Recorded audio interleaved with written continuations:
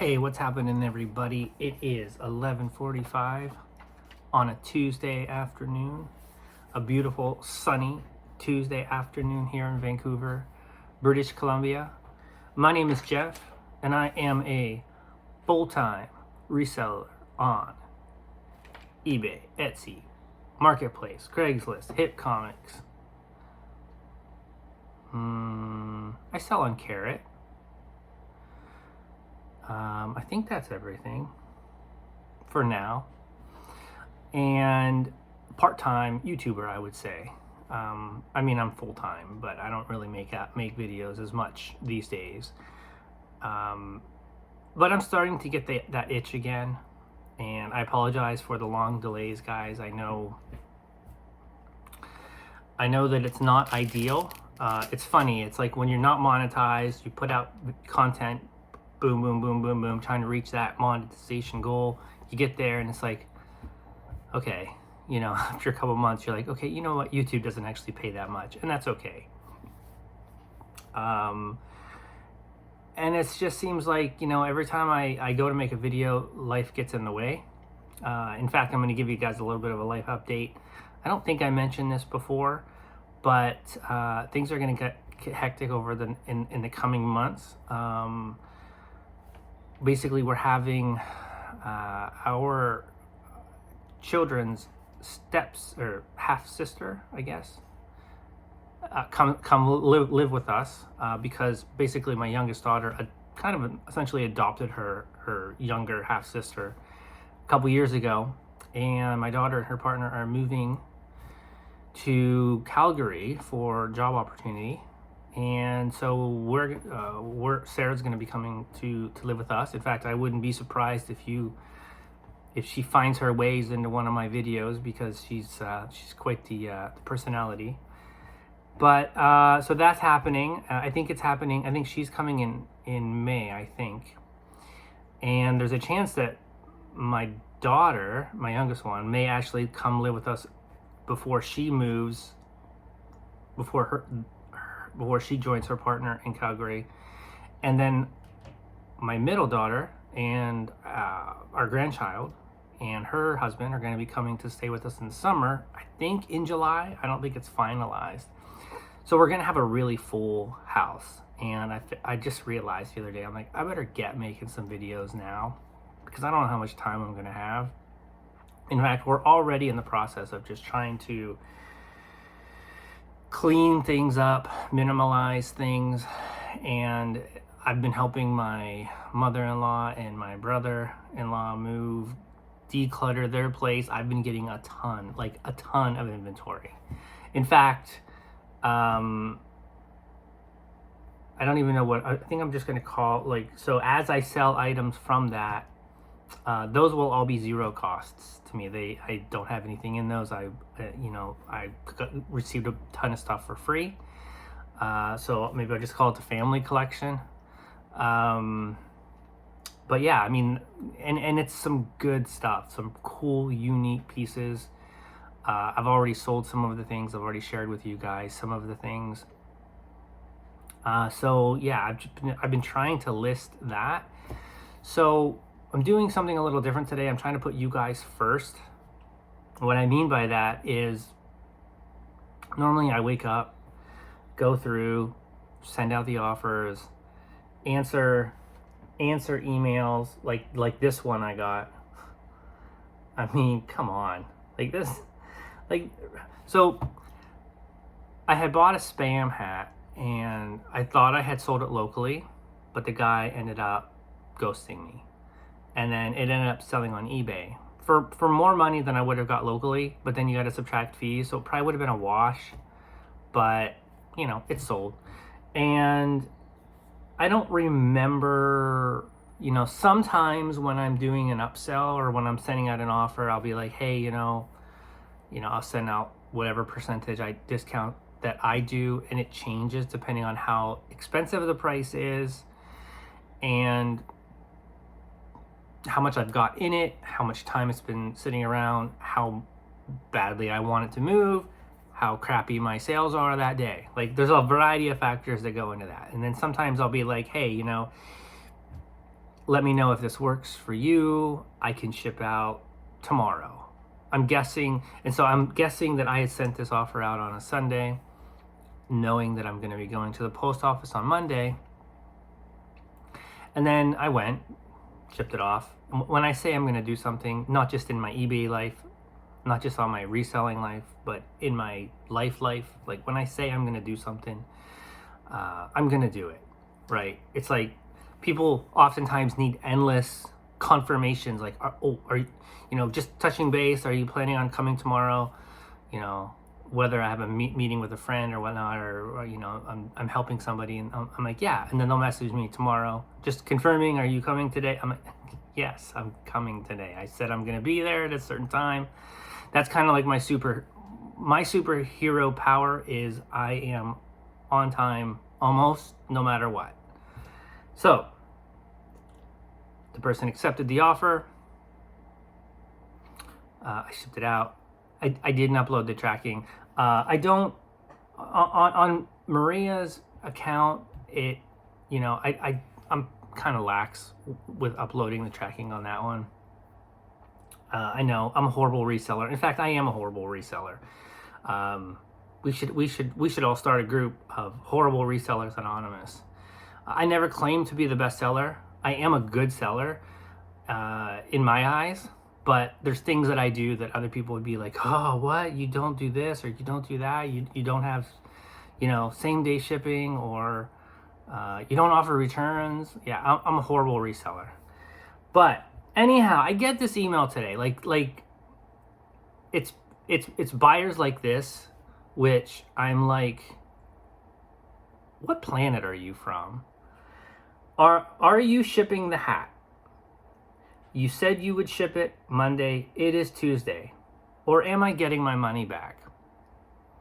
So the guy bought it, and my handling time was 3 days. I'm guessing he bought it on Sunday. It's not due to ship until Wednesday.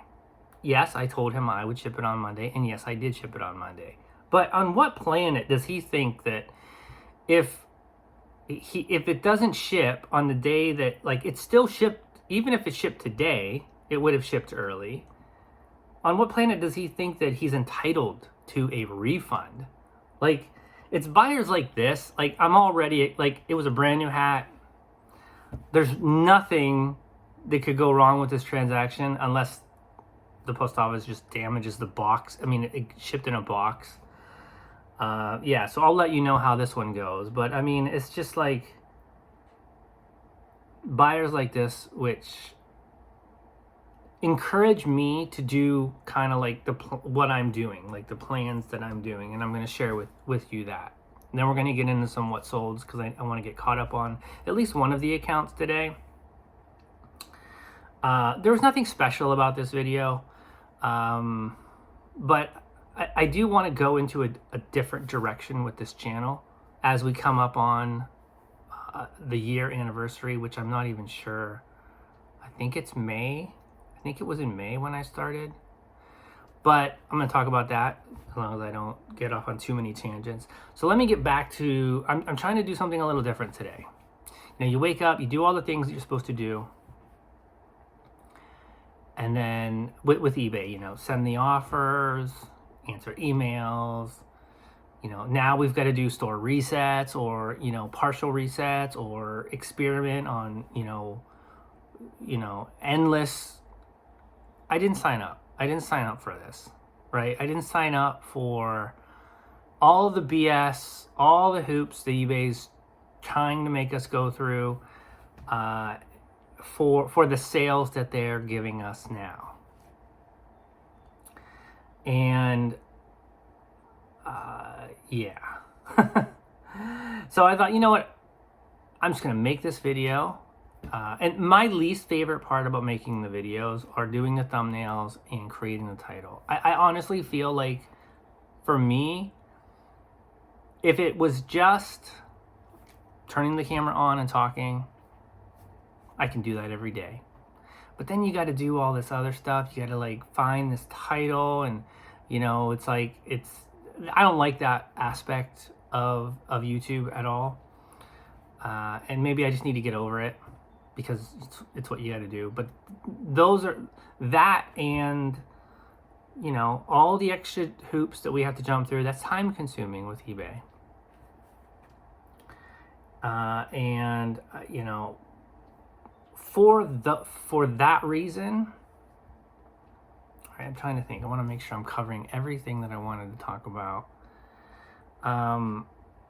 Let's just talk about the new direction that I want to go into, because I'm actually really excited about how my business has been evolving and changing. And it starts with eBay, right? Like, I'm a horrible seller. My sales are down. They're not as down as some. In fact, they're up on Maria's account. My account is still down. I want to say it's like 7% when you compare this portion of the year to last portion of the year. It's going to be interesting because I remember in April, my sales last year really hit a wall. So I might be able to overtake those sales figures. And if at the very least, I just maintain the sales that I'm having now, I don't know. We'll see. Anyhow, yes, I'm really excited about the direction that my business has been going. So I mentioned this on Primo's channel, but I don't know how many people who watch me watch him. So I signed up for Etsy, got my account up and running, had my first sale. And it was for a Rainbow Bright purse, vintage bag, handbag. Maybe I'll show you when I flip the camera around, if I remember, when I'm showing you my sales. It was a really cool piece. Found it at a thrift store. It was in phenomenal condition. I wanted to do an experiment. So that was the very first item that I listed on Etsy. I listed it on Facebook, Etsy, Marketplace, Craigslist. I think I listed it on Carrot, but I'm not certain about that one. Marketplace. I think I listed on 4 platforms because I don't think collectibles are one of the good things to. Carrot is a Canadian app, and it's super easy to use. I'm gonna you know what, for those of you in Canada, if I remember, I'm gonna include a link in the bio. I think I get $5 if I sign up, and you get something, or maybe I'm confusing that with District. But I know I get something. Why you want to use it is I feel like it's starting to catch on, and you can find some cool stuff to buy on there. But the nice thing about it is the search actually works. You don't have to reset your stores, although you can boost 5 a day. And that just means kind of like pushing it back up to the top. But it is starting to catch some traction, and you just kind of got to realize kind of like what to sell on there. In fact, I wrote some things down on there. Here are some of the things that I've sold on there over the last 6 months, and just kind of give you an idea. It's like a badminton racket, a picnic basket, some keg shot glasses, which the keg is like a restaurant here in Vancouver, like vacuum filters, earrings, car cleaner, a wicker lantern basket, a shelf. I mean, just things like, I feel like a lot of women shop on there. Things that you think would catch their eye, that maybe they didn't know they wanted. People also sell like designer stuff on there. Perfume. I sold a rice cooker perfume, a door that looked like stained glass, but it wasn't.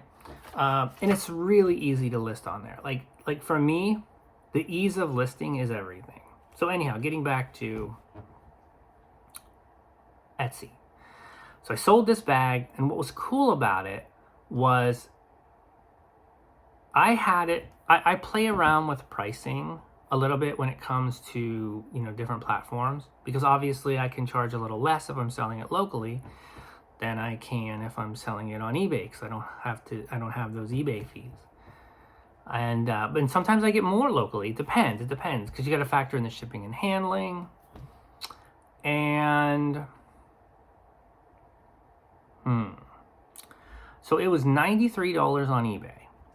And so it was kind of got sucked into a sale.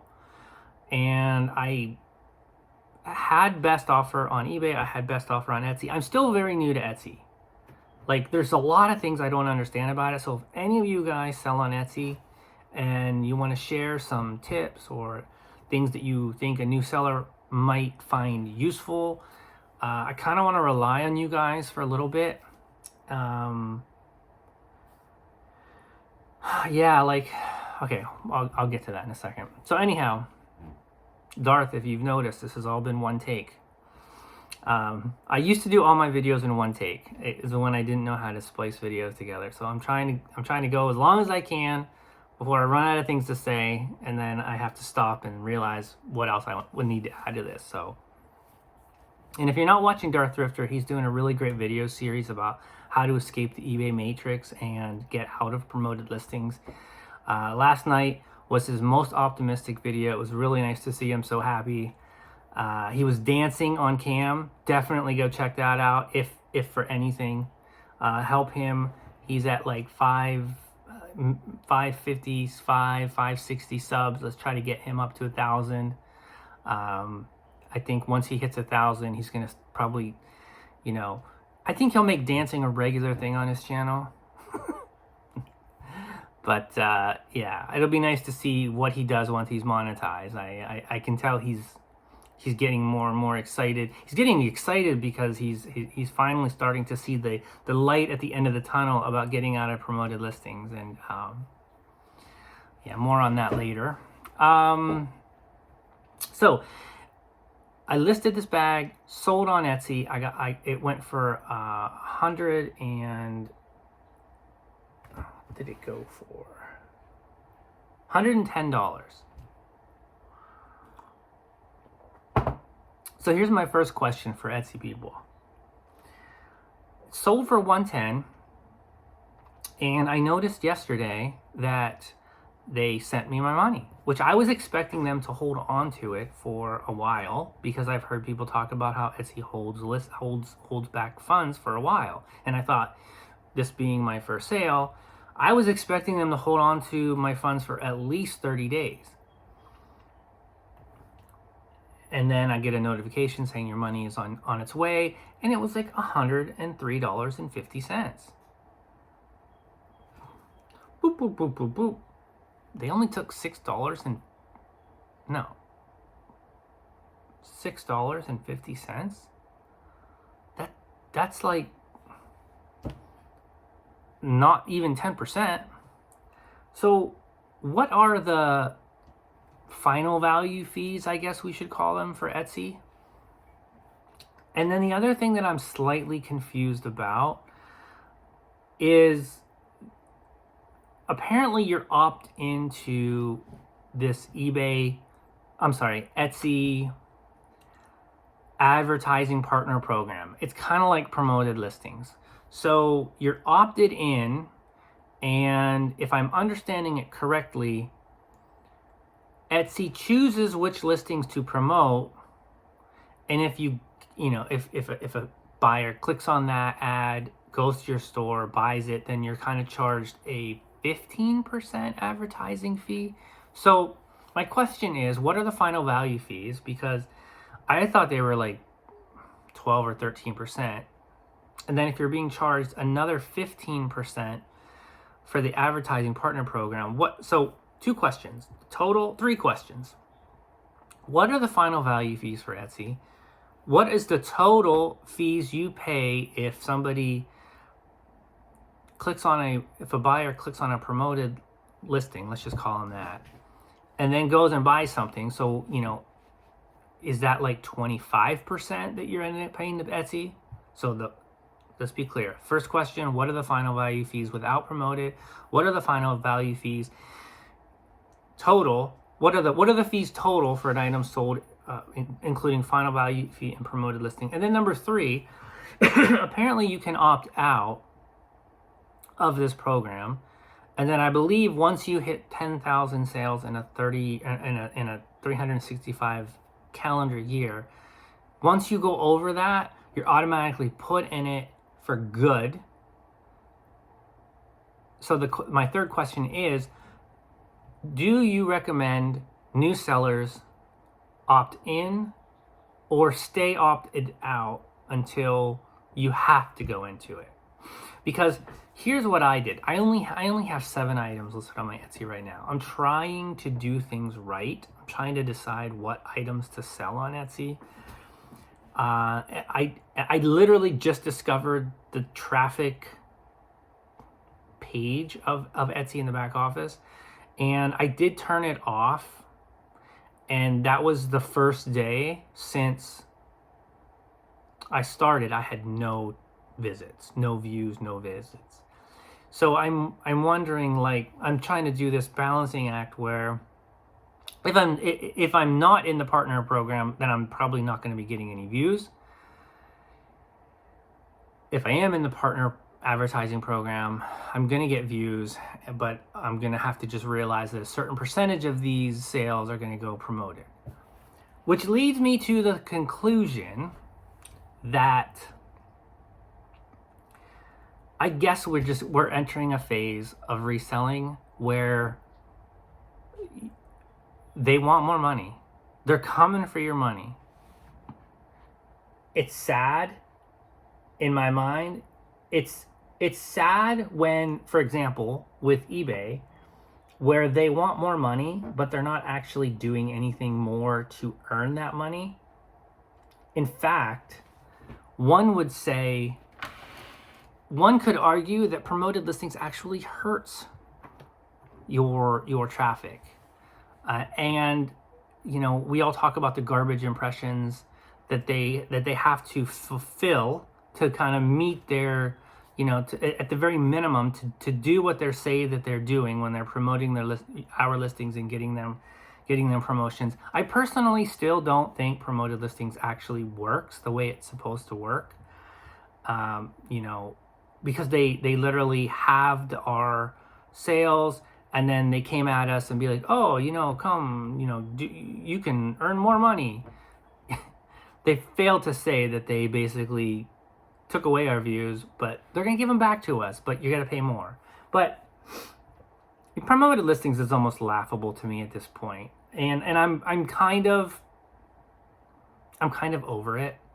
I'm kind of done with, like, I'm still going to be the channel that is going to say exactly what's on my mind. When I see something that I'm going to call BS on it when I see it. I'm never going to be the YouTuber who, you know, rah-rahs about promoted listings. Like, honestly, if you're on YouTube, we have an obligation to be truthful, to be honest about our observations and our insights, to not be,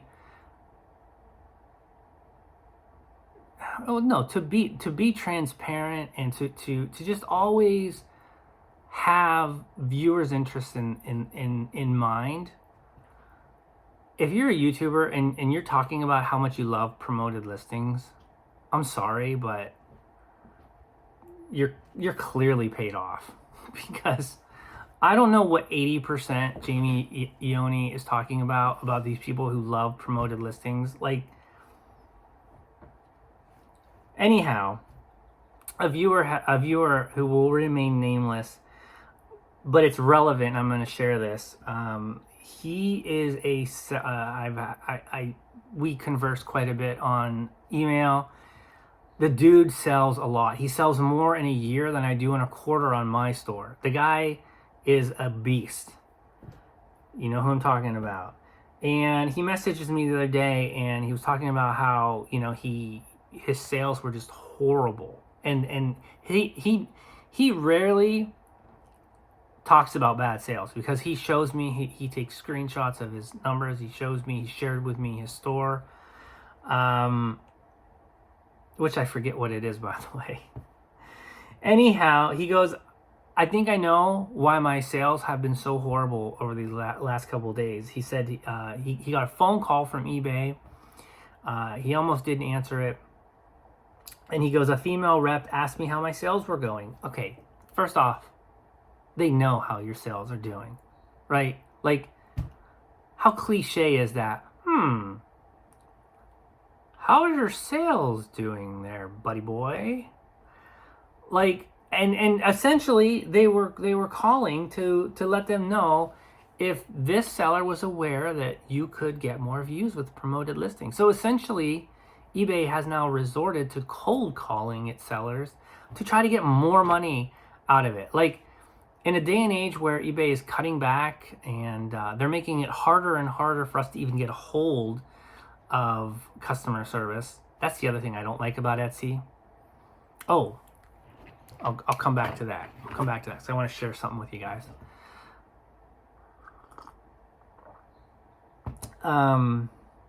They've resorted to cold calling to try to get more money, to try to like raise their promoted listings. Is that a Jamie special? Like, hey, let's have a department just fully dedicated to, you know, cutting back sellers' sales and then calling them and trying to get them, you know, when they're most vulnerable, try to get them to, you know, join our dynamic. Let us control your promoted listings, everybody. Boy, we have your best interests in mind. So Etsy. I actually had an item taken down already. I'm going to share with you. So this is from the family collection. There are 4 of these, you got these when you bought shoes, right? And these are old, and these are pretty collectible. So I listed them, never even gave it any thought.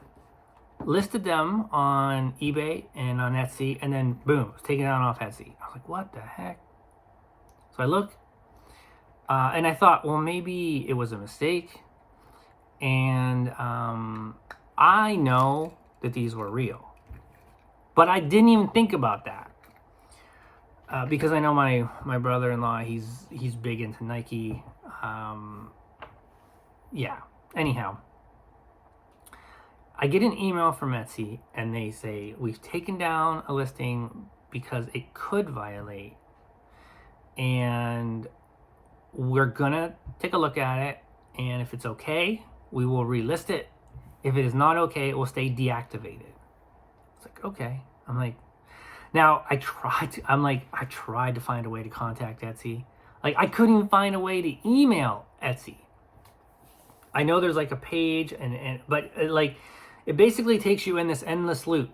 Question number 4 for Etsy users. Is there a way? Is there an actual link? Is there some way that we can actually... I know you can't call Etsy, which I'm not crazy about that. I actually... I don't like that at all.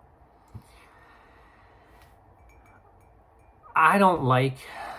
I'm the kind of person, I don't even like going through a drive-through. I like going into the store. I like seeing somebody. I like seeing somebody when I order my food. That's just me. So to not actually be able to talk to somebody, it is, that to me is going to be an issue. But not even having an ability to email somebody, that I was pretty frustrated about that. Anyhow, they reinstated it. But it was just another reminder that I need to be even more diligent and even more careful about the kinds of things that I list on Etsy. In fact, I want to do this now. I want to ask the audience a few things.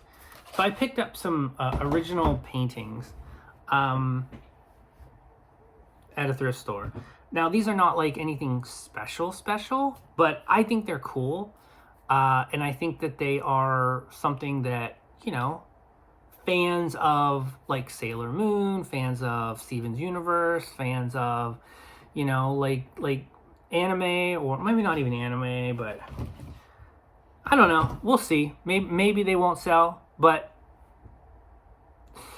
my question to you is, I'm going to show you 3 paintings. We'll call it painting A, B, and C. So first one will be A, second one will be C, second one will be B, third one will be C. What I'm asking you is anything that basically I'm looking for keywords or, you know, because with Etsy, you can put in things like, keywords. It's a little bit different than eBay. I also don't love the listing process on Etsy, but I'm getting a little bit better at it. But when you see these pictures, any words that you think somebody would be searching for, that they might be able to find these, would be helpful. So let's go with the first one. So it's like, there's like an emerald there. These are acrylic on canvas.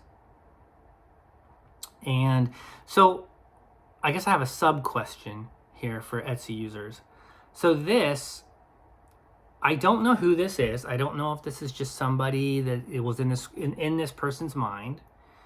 Now for me, this reminds me of something of like from Steven's Universe. I don't think it is from Steven's Universe, but with Etsy, I know that they're pretty strict on like licensing and trademarks. So my question is, if somebody draws something which is definitely an homage, not even an homage, but is, it's obviously heavily influenced by, say, a specific, let's say this was a character on Steven's Universe, the cartoon, if you're unfamiliar, and somebody drew it and they did their own interpretation. Are we allowed to sell things like that on Etsy, or is that copyright infringement? Okay, number 2. Any words that come to mind, anything that you guys can think of that would help me, I would be greatly appreciative. And I have a few more, but let's just stick with these 3 for now. I got these at such a low cost.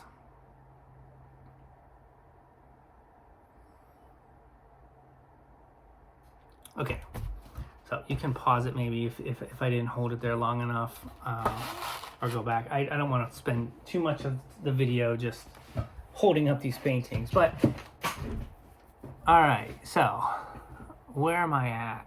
Etsy, Rainbow Bright thing sold. Let's talk about the direction that I want to go into. Well, I'm excited because local sales have been really good. In fact, for example, I sold a couple trade paperbacks on eBay, must be a couple weeks ago. And then the guy literally canceled the order, saying that he read the listing wrong. He thought they were all hardcovers, and they were not all. So some hardcovers, some trades.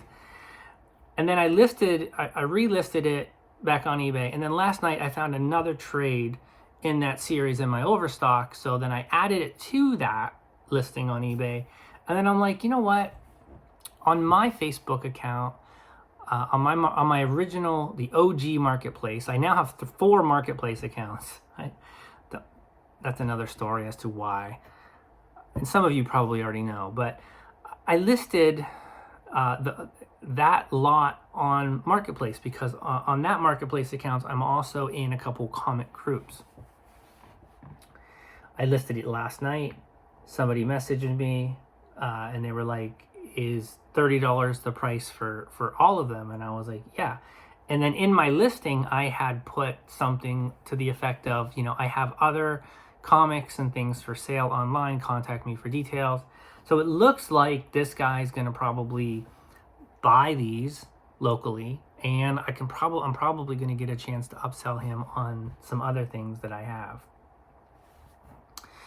And I mean, I've just been like listing things. I've been heavily. So I have about 1,000 listings local between all my platforms, between give or take 100, between Facebook, Craigslist, and Carrot. I want to ramp that up to 10,000. That's my goal in the coming year or so. And I don't know if it's going to happen, but basically I am listing things on locally that I never would have even thought to list locally a year ago. And the reason for that, it's eBay. It's eBay's fault. Like they've pushed me to not have them be my sole income provider. And I mean, I just saw last night, Curious Collections, their husband and wife duo, reselling duo, they are doing Whatnot now, and they are selling things via local auctions. And it's, you know, they're basically saying, like, can't rely on eBay. Can't expect eBay to give us the sales. And that's, you know what? That's the whole thing that drives me nuts about. We're not even going to get into what sold today. This video has just gone on too long. Maybe I'll make 2 videos in one day. The whole idea that eBay gives us sales. And I don't know if I've talked about this recently, but this has been on my mind. I never, ever, ever, ever would have even thought about that concept a year ago. You know, a year ago, I was in my own world. I was not on YouTube. I was just listing and forgetting. I was listing, sourcing, shipping, rinse, repeat, blah, blah, blah, blah, blah. And now we're in this artificial, inorganic matrix that eBay has created, very much similar to what Amazon has created, where they determine what sells, right? They determine via their BS algorithm. I'm so glad that I am of the age that I'm at, as we enter the algorithm era, that, I mean, I would hate to be born right now and then have my whole life to be controlled and manipulated by algorithms, because that's what's happening. Like on a worldwide scale, everything is algorithms, and I don't like that at all. But eBay, let's just focus on eBay right now. They determine what sells via how they promoted listings, the algorithm, all that stuff. Now, I didn't sign up for that, and I'm doing something about it on my own terms. I'm not gonna change, right? I refuse to. And again, remember, I'm a horrible reseller, right? If somebody goes to my store and they look at my sell-through rate and they look at the amount of items that I sell, they're going to be like, oh, he's a horrible reseller. Yeah, and I would be a horrible reseller if I only sold on eBay. And but I don't. And I'm not a horrible reseller. eBay is a horrible platform for reselling on, due to the changes that they've made. They used to be amazing. Now, not so much. But that's okay. This is not about how bad eBay sucks. Although, you know, the environment that they're cultivating does suck. But I am not going to change for anybody. It's just not going to happen. I like what I do. I'm inspired. I upsold a guy on some comics last week, and he was like, man, he's like, you've got such awesome stuff. Like he liked independent, basically non-Marvel, non-DC stuff. He's like, you got awesome stuff. He's like, so he added a couple more comics, and he's like, I'll definitely be back. I like selling what I sell. When people buy from me local, when they find that one unique piece that they need for whatever reason, whether it's somebody who's making a film and they need a mask, or somebody who is in a play and they need a mask,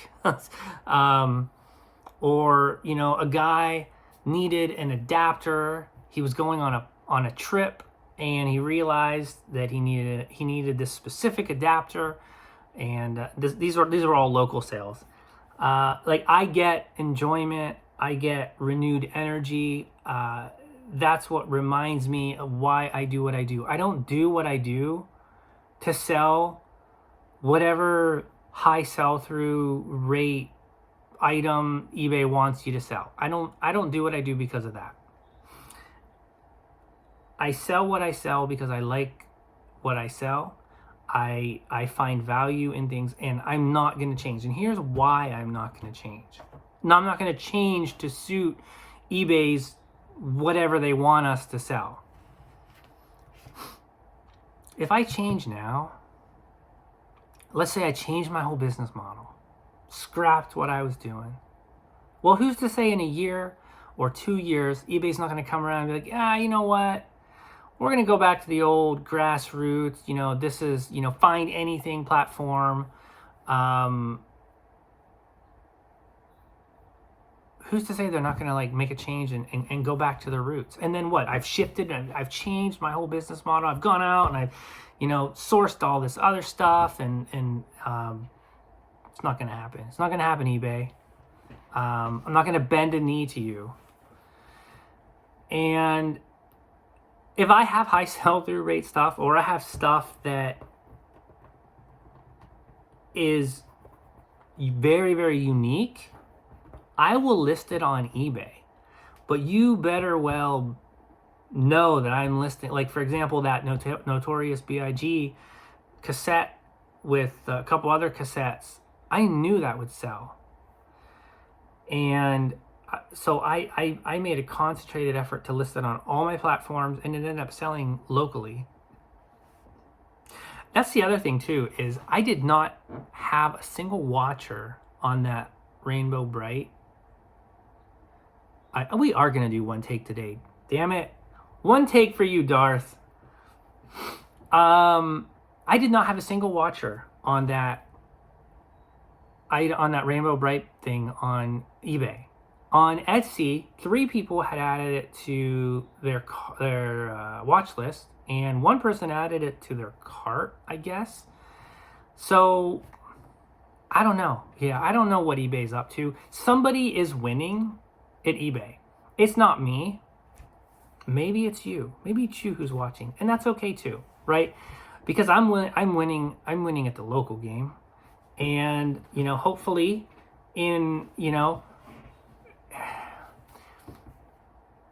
for me, it's all about spreading out risk, spreading it out.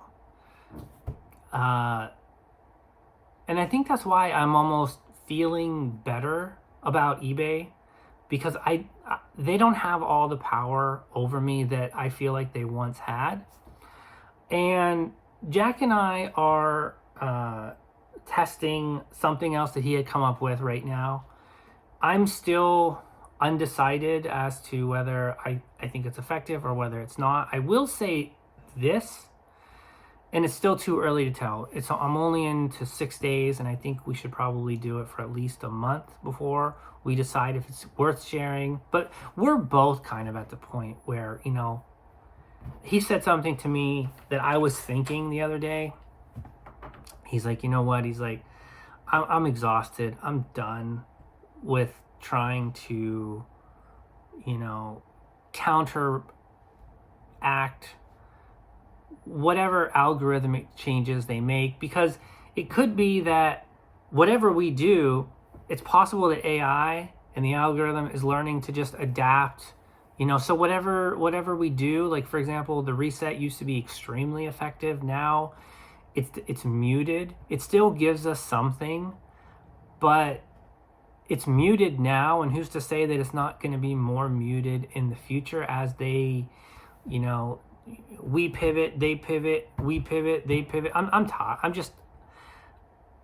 I am literally going to a list it and forget it mode on eBay. And I know people say it's dead.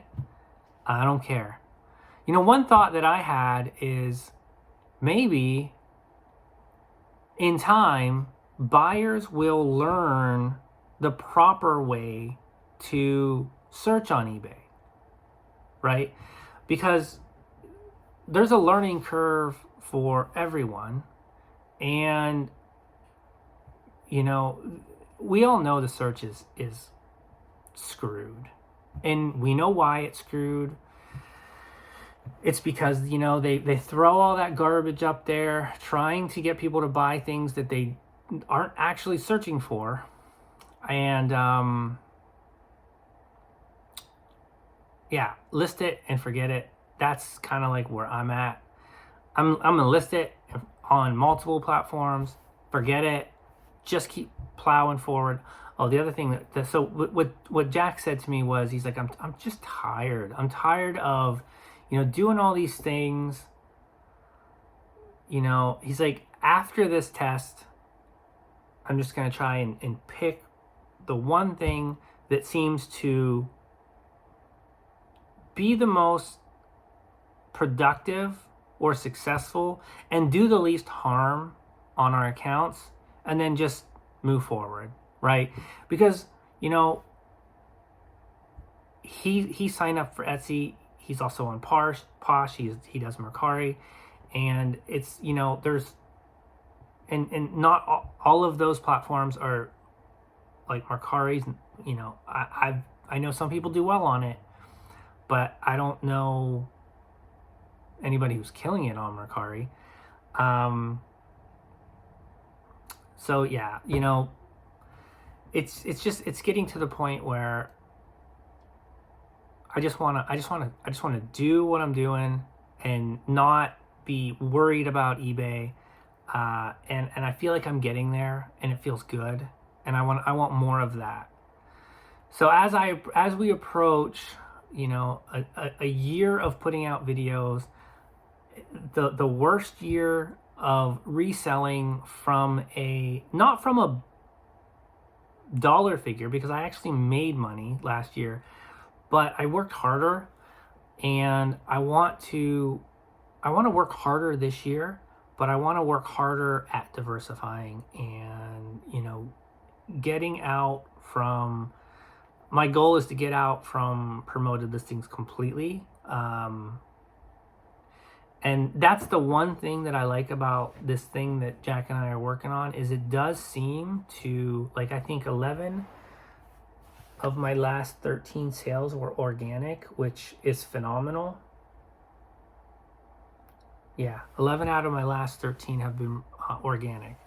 So there, and you know, Darth is showing that it is possible to not promote and still make sales, although not full time right now. But I know others who do, and who don't promote and do this full time and are very successful. So with that being said, I've kind of hit a wall. Like, I know I've rambled a lot. Oh, something else I wanted to mention. I had talked about how Wendy's was going to a model where they wanted to charge higher prices during peak hours. They wanted to kind of do that Uber model. Well, now they've since, you know, like, I talked about it, and there was a lot of backlash from people, and they reversed course. And I think that kind of reminds me as to why I'm so vocal about the things that I feel are important, the issues and the matters that I feel are like what eBay is doing. I can't sit by and not say something when I see, yeah, corruption. Like, it's a corruptive environment. It's not even a word. It's to expect more money for doing not more, just because it's their sandbox. Well, I'm telling you, there's other sandboxes out there. And if you're on the fence about whether or not you want to cross list, or whether, and maybe don't even think of it as cross listing, because that's the other thing is I want to get to a point where, so right now I am taking same items and I'm listing it on multiple platforms, and then in the SKU, like, I'm doing it without a cross lister. Now, really it's between eBay and Etsy. So whenever I list something on eBay, I'll put in the SKU that is on Etsy and vice versa. Now I still list on District. Still haven't had a personal sale on there. I'm not giving up on District. I'm still listing items on there, but I'm also like I'm trying to only put certain items in there. Once I get my first sale on there, I will be more motivated, and you guys will be the first to learn. And that's why I haven't really been talking about it, is because I don't want to share with you a site and say, come over and sell. 'Cause I mean, I don't want. It's like a double-edged sword. Like I want you to come and build a platform. But right now, there's a lack of sellers over there. And until I see a little bit more life over there, and I still have a very, I'm still offering a very low grandfathered in rate. So right now there would be 3% fees for me, 5% from District. So you'd be looking at your selling costs would be 8% plus a billing fee. And that would be locked in forever if you were interested. But I'm trying to remember where I was going with this. So yeah, so I want to get to a point where I'm only listing select items on certain platforms. And I'm kind of starting to do that before, when I would list something on Marketplace, I would also list it on Craigslist. Now I'm being a little bit more selective. Sometimes I'm only listing things on Marketplace, because Craigslist is a little bit more time consuming, because you have to renew your listings every 45 days. And then I'm also doing things where I'm putting, for example, 8 or 9 paintings in one listing with the prices. So instead of having to renew 8 or 9 listings on Craigslist every 45 days, I just have to do one. So I am kind of, and I've shared with you guys my technique on Craigslist, and as I refine it and learn more things about that, I'll share with that as well. But my goal is to only list certain things on certain platforms. Before I can do that, I need to be bringing in a certain amount. So that means I have to kind of really, and it sucks, but this is what eBay is forcing not just myself, but many, many, many other sellers out there to do, to explore other avenues, to resell. Something that Jack said the other day. So I've heard about people who have been on eBay. So Jack said this. He goes, he's like, do you ever hear about somebody who's been killing it? Not killing. Who is a primary seller on Posh, and then they had slow sales, and then they go to eBay and and then they're killing it. He's like, do you ever hear that? Think about that. Because how many times have Kevin, the Stoic reseller, he's on eBay, and then he moved to Posh, and he's killing it on Posh. But you never hear it the other way around. Why is that? You never hear about somebody who sells on Mercari, and they go to eBay, and they start killing it on eBay. Food for thought on that. Like yes, obviously somebody is winning on eBay, and if I had to guess, when when you're comping out, let's say you're listing something and you want to comp it out. Something that I do personally is I'll look at items, and then I'll look at the sellers, and then I'll see their feedbacks.